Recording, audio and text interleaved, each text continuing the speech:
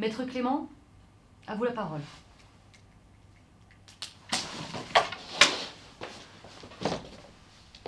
Merci, Madame la Présidente. Mesdames, Messieurs les jurés, quand je revois Denis respirant à longue peine dans sa grande agonie, j'éprouve une honte irrépressible. Et j'ai honte de ma profession qui a échoué à le sauver. C'est pourquoi ce soir je me sens mal à l'aise en tant qu'avocat pour faire ce dernier plaidoyer.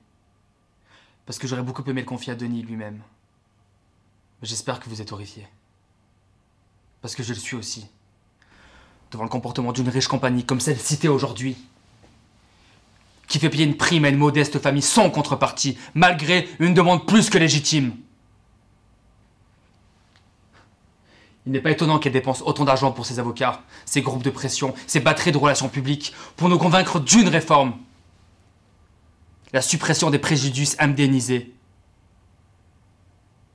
Parce que je vous le rappelle, Denis et sa famille ont relancé cette compagnie, non pas une fois, ni deux, mais une cinquantaine de fois.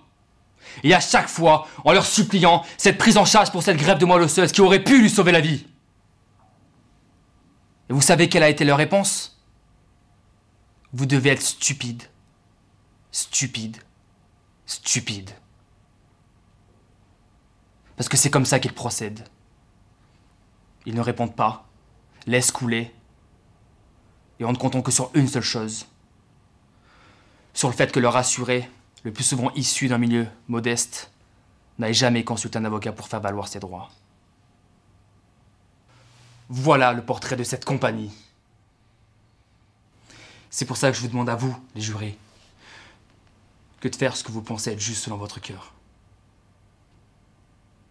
Parce que si vous ne punissez pas cette compagnie d'assurance,